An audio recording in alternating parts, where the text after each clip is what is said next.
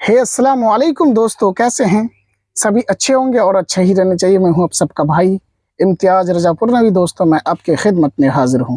मेरे प्यारे दोस्तों, नौजवान साथियों, कैसे हैं? सभी अच्छी कता फरमाए। आइए बगैर स्किप किए इस वीडियो को देखते हैं। और हकीकत तो यह है कि जब तक बगैर स्किप किए इस वीडियो को ना देखें तो हम लोगों को समझ में नहीं आएगी। आइए हम लोग इस वीडियो को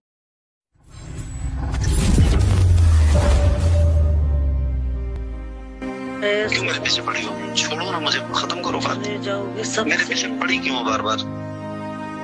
मैंने कहीं दूसरे से हूँ, मेरी शादी हुई तो कौन पड़ेगा? मैं नहीं पढ़ूंगी तो कौन पड़ेगा? शादी होती है तो तलाक भी होता है। दे देंगे तुमको बहुत जल्दी इंशाल्लाह, परेशान मत हो। जो उखाड़ लूंगा उखाड़ लेना, जो उखाड़ लूंगा उखाड़ लेना, जो उखाड़ लूंगा उखाड़ लेना। बहुत बार मैं रोई, लेकिन मेरी बात नहीं वो सुनी।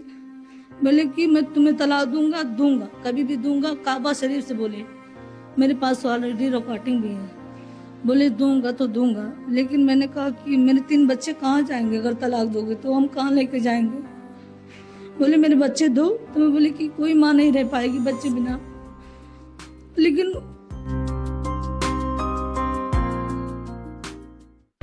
फौजी साहब, शर्म आनी चाहिए आपको समाज से माफी मांगना चाहिए। चंद पैसे आ जाने से, बड़ी शोहरत मिल जाने से आप अपनी फैमिली को ही भूल गए।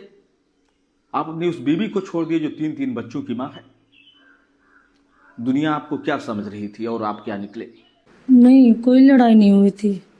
वो खुद मुझसे रास्ता छोड़ दिए बात करने के लिए। हज पे गए और हज के बाद मैंने जब वहाँ मक्का शरीफ में पहुँचे तो मैंने फ़ोन लगाया, कई बार लगाया। वो बहुत टेंशन में थे। किसी बस्ती में किसी लड़की से भगा कर शादी किए थे, तो उसी का मैटर चल रहा था। तो वो बहुत ज़्यादा उससे मतलब झगड़ा लड़ाई हुई। वो तलाक मांग रही थी, तो उसको भी तलाक दिए मेरे सामने। और उसके बाद वो बहुत बोले कि मैं बहुत टेंशन में हूँ, ये हूँ, मैं डिप्रेशन में हूँ, मैं उससे बहुत इश्क करता हूँ। मतलब ऐसे कई लड़कियों से वो रास्ता करे, शादी करते हैं, छोड़ देते हैं। मोहम्मद अली फौजी की बीवी कहती है कि हमारे दरमियान सीधे कोई लड़ाई नहीं हुई थी। उन्होंने खुद मुझसे बातचीत बंद कर दी और हज पर चले गए। उन्होंने बस्ती जिले की किसी लड़की को भगाकर निकाह किया था, जिसका मामला चल रहा था। उस लड़की से उनका काफी झगड़ा हुआ। वो तलाक मांग रही थी। उन्होंने मेरे सामने ही उसे तलाक दे दिया। इसके बाद उन्होंने मुझसे कहा कि वह बहुत परेशान है, क्योंकि वह उस लड़की से बहुत इश्क करते थे। उनका पहले भी गोरखपुर की किसी लड़की के साथ ऐसा ही चक्कर चल रहा था। वह लड़कियों से बात करते थे, निकाह करते और फिर छोड़ देते हैं। गोरखपुर से मतलब ऐसे ही काम चल रहा था उनका। किसी लड़के से बात कर रहे थे, तो मतलब मैं बहुत परेशान हुई। उनको बहुत समझाई, ये बात मत करो। 2 बच्चे थे मेरे, एक लड़की लड़का। उसके बाद उन्होंने धमकी मुझे दिया, अगर तुम ऐसे करोगे, मुझे टॉर्चर करोगे, तो मैं तुम्हें तलाक दूंगा। तो मतलब मैं बहुत ज़्यादा मुझे टॉर्चर किए। उसके बाद जब मैं फिर बहुत ज़्यादा टेंशन में आई, तो फिर केस किया। केस करने के बाद फिर मुझसे वो माफ़ी मांगने लगे और बोले कि ऐसा ख़त्म कर दो शमा, मैं तुम्हें माफ़ कर दूँ। मदीने की कसम भी खाए कि मैं तुम्हें कभी कुछ नहीं कहूँगा और तुम ये ख़त्म कर दो। मैंने वो ख़त्म कर दिया केस। उसके बाद फिर किसी लड़की से रास्ता किए, बस्ती की एक लड़की है कोई, उसको भगाकर शादी उदी किए। उसमें कई लोग हैं उसमें अहमदुल फत्ता भी है, फ़तेह मोहम्मद भी है। मतलब मैं जिसको जानती हूँ वो ये दोनों तीनों मिलकर मेरा घर तो सब लोगों ने बिगाड़ दिया। लेकिन अहमदुल फत्ता ने निकाह उसी ने पढ़ा है, और फ़तेह मोहम्मद जो है वो चैनल चला रहा है शहबाजिया, वो उनका दाहिना हाथ है। जो करता कहता है कि मोहम्मद अली की बात मैं किसी से नहीं कहता हूँ, वो मेरे भाई हैं, मैं किसी से बता नहीं सकता। हालांकि वही घर बिगाड़ा मेरा। दोस्तों, आपकी जानकारी के लिए बता दें कि मोहम्मद अली फौजी की इस शर्मनाक हरकत ने सिर्फ एक बेगुनाह बीवी का दिल नहीं दुखाया, बल्कि पूरे समाज को हिलाकर रख दिया है। सबसे बड़ा अफसोस इस बात का है कि ऐसे चंद गुमराह और पेशेवर लोगों की वजह से आज कौम के उन सच्चे, नेक और बाइज्जत नात ख्वां, बुलंद खतीबों वाले, बेमिसाल नकीबों और जानिसार आलिमों को भी लोग गलत और शक की निगाहों से देखने लगे हैं। मोहम्मद अली की अम्मी और फ़तेह मोहम्मद, अहमदुल फत्ता, ये सब मिलकर साजिश रचे मेरे साथ। मुझे कुछ नहीं पता था, मैं इससे एकदम वो थी। लेकिन जब बीच में जब उम्रा करके आए, रमज़ान शरीफ की बात हुई, जब उम्रा करके आए तो मदीना गए थे, फिर भी मुझसे बात नहीं, इतना तक नहीं कहा कि मैं मदीना जा रहा हूँ, मुझसे सलाम तक नहीं किए। मारपीट, मुझे कुछ तकलीफ़ थी गले में तो चले गए वो। कोई बात नहीं, मैं रो कर अपने घर में बैठी थी। उसके बाद मेरा गला बहुत दर्द हुआ था, ऑपरेशन के लिए मुझे लखनऊ भेजने के लिए कह रहे थे, लेकिन नहीं गई। उसके बाद उन्होंने हमसे बात नहीं की। फिर मैं घर पे आ गई, उनको सुनी कि मैं वो मदीने से आ रहे हैं, मदीना शरीफ से, तो मैं घर पे गई। घर पे गई तो बोले कि क्यों आई? मैंने कुछ नहीं कहा। वो ऊपर गए, लेटे, खाए पिए, उसके बाद नहीं बोले। ईद आ गई, फिर भी नहीं बोले। ईद की जब नमाज पढ़ के आए तो थोड़ा मतलब बात हुई। उसके बाद बोले कि मैं जा रहा हूँ सोने। किसी बच्चे से तो कोई ताल्लुक, मोहब्बत कुछ नहीं।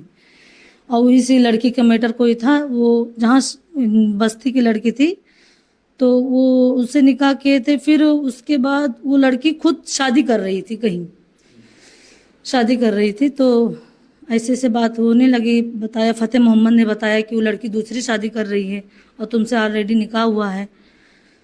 तो वो मतलब वो टेंशन में हुए। 24 तारीख को गए, दिन में उससे पूछताछ की, उसको मारे। उसके बाद उसको बस मामला बाज गया।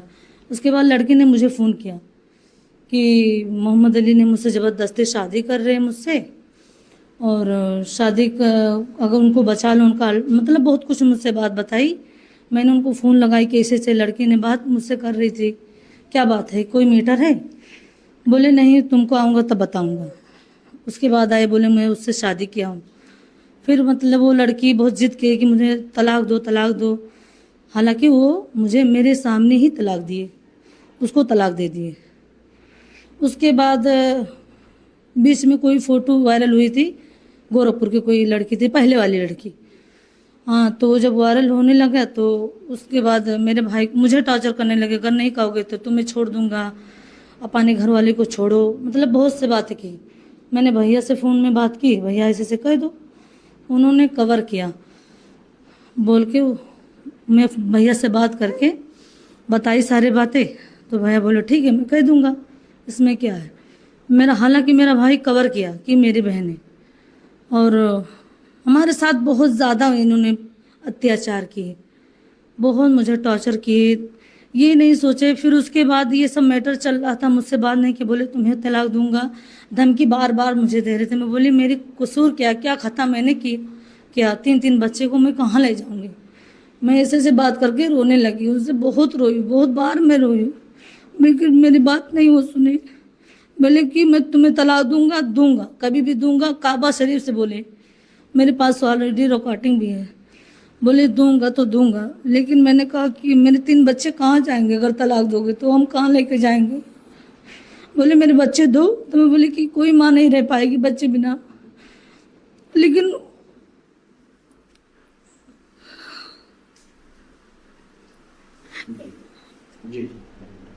पूरी साजिश में कई लोग शामिल हैं, जिनमें अहमदुल फत्ता और फ़तेह मोहम्मद का नाम सबसे पहले लिया जा रहा है। अहमदुल फत्ता ने ही उनका यह निकाह पढ़ाया, जिसका वो वीडियो जल्द ही आपके सामने आने वाला है। फ़तेह मोहम्मद जो शहबाजिया नाम से एक यूट्यूब चैनल चलाता है, उनका दाहिना हाथ है। वो कहता है कि मोहम्मद अली की कोई बात किसी से मैं नहीं कहता, वो उसके भाई जैसे हैं।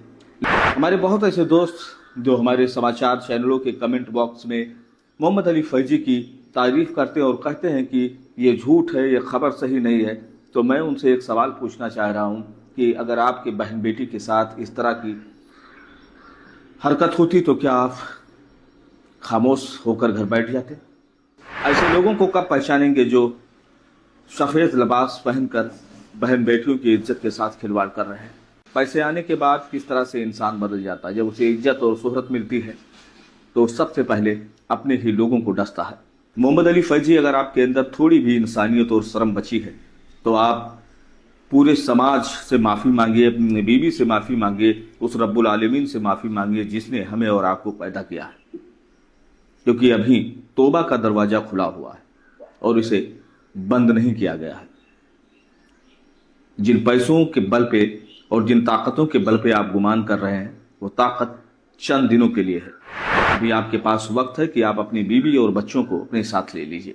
जो भी सारे तरीके से नियम और कानून है उनको अपनाकर आप अपनी बीवी को अपने घर ले जाइए और माफ़ी मांगिए दुनिया वालों से, उन लोगों से जिन्होंने आपको एक बहुत बड़ा मंच दिया है, एक बहुत बड़ा मर्तबा दिया है। आपकी ये छोटी सी गलती ना तो आपको जीने देगी और ना ही आपको मरने देगी। बहुत सारे आपके फॉलोअर्स मुझे फ़ोन कर चुके हैं, हमारे चैनल पर फ़ोन कर चुके हैं, हमारे लोगों को फ़ोन कर चुके हैं और लोग पूछ रहे हैं कि क्या वाकई में ये खबर सही है। इस खबर की सच्चाई तो अभी हमने शुरू की है दिखाने के लिए, और मैं बता रहा हूँ कि अगर आप गलत हैं तो दुनिया की कोई ताकत आपको बचा नहीं सकती, क्योंकि आप तीन मासूम बच्चों और एक खातून को आपने धोखा दिया है। आपने उस बीवी को धोखा दिया है जो दिन रात आपके लिए दुआएं मांगती थी। आपने उस बीवी को धोखा दिया दूसरों के लिए, अपनी अय्याशियों को चमकाने के लिए, जो आपके लिए खाने बनाती थी, आपके कपड़े धुलती थी, आपके लिए खुदा से दुआएं मांगती थी, आपके लंबे उम्र के लिए दुआएं मांगती थी। थोड़ी बहुत शर्म अगर बची हो तो अब आप टूब मरिए। एक बात और हम आपको बता दें कि यह खबरों का सिलसिला रुकेगा नहीं। हम उस वक्त तक इस खबरों को चलाते रहेंगे, दिखाते रहेंगे जब तक कि उस खातून को इंसाफ नहीं मिल जाता। दोस्तों, ये खबर अगर आपको अच्छी लगी हो तो लाइक करें, नहीं तो डिसलाइक करें, क्योंकि आप देख रहे हैं इंडिया टाइम्स ऑफ रीसेंट।